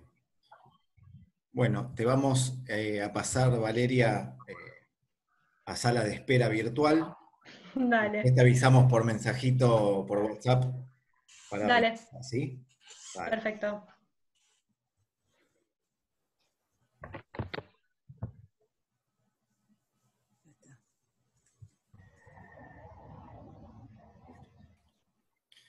Listo. Bueno, profes, no hay un modelo para hacer el dictamen estricto, pero en general es el encabezado con el encuadre espacio-tiempo. Ahí lo único que les vamos a pedir es que aclaren que estamos por videoconferencia. Y luego, bueno, suelen ser observaciones sobre la exposición, sobre la respuesta a los jurados, sobre la tesis en general. Eso lo manejan ustedes con mayor libertad, ¿sí? Una pregunta, Esteban, ¿hay que redactarlo ahora en estos 10 minutos? ¿O se puede seguir redactándolo, por ejemplo, por mail entre los 3? Primero, tienen un poco más de tiempo. No es que les voy a cortar la comunicación. Porque Bernardo tenía una actividad a las 3 de la tarde, creo. El horario esto lo habíamos puesto por eso, me parece. Eso me acuerdo. También ahí les abro la opción de que también el profesor, si tiene que retirarse, pueda hacerlo y ustedes continúen conectados y después se lo pasan al profesor para ver si él tiene algo más que agregar a lo mejor y Y yo no tengo, la Secretaría no tiene apuro en recibir el dictamen, pero a lo mejor sí, bueno, redactar, incluso ahora de inmediato no importa el formato, pero sí a lo mejor para leérselo a la tesista, digamos, ¿no? Bien. Así que en ese sentido, si profesor Fernández usted tiene que en algún momento partir, bueno, lo hace y los profesores se quedan conectados y después se lo envían, si les parece bien. Yo pienso que tenemos 10 minutos, podríamos hablar algo en ese tiempo para que tenemos las referencias para escribir el dictamen. Charlen tranquilos. Yo lo mismo, me voy a apagar y ustedes me avisan por mensaje. Diga. Una cosa que ayudaría, porque, digo, para elaborar el dictamen, a veces cuando uno está de manera presencial, ¿me escuchás? Sí, claro. Cuando estamos de manera presencial, uno a veces utiliza los predictámenes para elaborar el dictamen final. Entonces, no tenemos los dictámenes de los demás. Digo, por ahí si se circulan, sobre esa base podríamos construir el dictamen final. Bueno, yo se los puedo mandar por mail ahora. Claro. Los busco, voy a tardar algunos minutos seguro, porque tengo que entrar a otras redes, pero los busco y se los mando por pero mail. como dije, ahora podríamos aprovechar estos 10 minutos para conversar sobre la evaluación final, háganlo, comunicarle eso a Valeria y después lo terminamos de redactar entre También, ¿no? Sí. Bueno, yo por lo pronto me apago y les paso por mail los dictámenes, ¿sí? Perdóname, falta el dictamen de Bernardo, no lo tiene Valeria.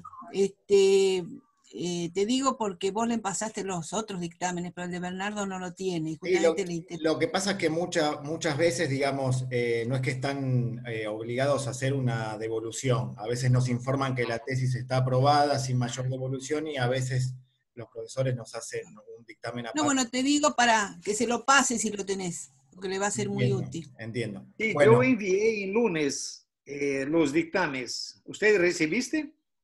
Ahora de memoria no sé decirle, pero busco si efectivamente es así y yo se los reenvío todos al mail donde nos comunicamos. ¿Sí? Está bien. Listo. Bueno, charlen tranquilos y yo ahora les envío el correo. Perfecto. Muy bien. Yo quería hacer un comentario muy breve, pero dado que Bernardo se tiene que ir, no sé, prefiero no hacerlo. Bernardo, vos tenés que irte a las 15, bueno, no sé, es la misma hora, ¿no? No, es una hora menos. Así yo pienso que yo puedo me retrasar uns 10 minutos. Bien. Ah, bueno. O sea, tenemos unos 20 minutos entonces. Sí. Entre los 10 que quedan para